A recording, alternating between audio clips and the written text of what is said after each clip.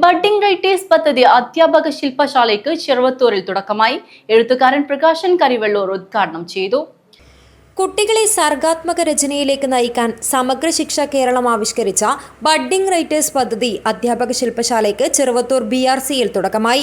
പദ്ധതിയുടെ ഭാഗമായി സ്കൂളുകളിൽ വായനക്കൂട്ടം, എഴുത്തുകൂട്ടം എന്നിവ രൂപീകരിച്ച് പുസ്തക ചർച്ച, ആസ്വാദനക്കുറിപ്പെഴുത്ത്, രചനാ ശില്പശാല, എഴുത്തുകാരുമായി സംവാദം, വായനാ പ്രതിഭാ പുരസ്കാരം, കുട്ടി വായനക്കാർക്ക് അംഗത്വ വിതരണം, സാഹിത്യയാത്ര തുടങ്ങിയ പരിപാടികൾ വിദ്യാരംഗം കലാസാഹിത്യവേദിയുടെ സഹകരണത്തോടെ നടക്കും. ചെറുവത്തൂർ BRC ഹാളിൽ നടന്ന ശില്പശാല അധ്യാപകനും എഴുത്തുകാരനുമായ പ്രകാശൻ കരിവെള്ളൂർ ഉദ്ഘാടനം ചെയ്തു. ഒരു കവിത വായിക്കാൻ വേണ്ടി സാക്ഷരതാ പ്രവർത്തനം നടത്തിയ സന്ദർഭമായിരുന്നു.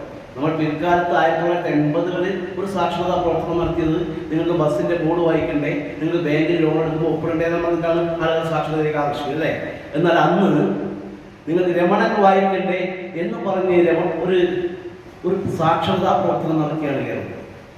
നമ്മുടെ നാട്ടിലെ വീടിക്കാരും കൂലിക്കാരും തൊഴിലാളികളൊക്കെ ക്ലാസ് പോയി പഠിച്ചു. എന്നിട്ട് രമണൻ വായിക്കണമായിരുന്നു. പ്രിയ കവിയുടെ വരികൾ വായിച്ച് ഓരിത്തരിക്കണം. അതിനുവേണ്ടി ഡോക്ടർ KV സജീവൻ അധ്യക്ഷത വഹിച്ചു. Block project coordinator M Sunilkumar പദ്ധതി വിശദീകരണം നടത്തി. ജിതേഷ് കമ്പല്ലൂർ, അഖിൽ വയലാങ്കുഴി, സൂര്യ KV എന്നിവർ സംസാരിച്ചു. News bureau, Kasaragod.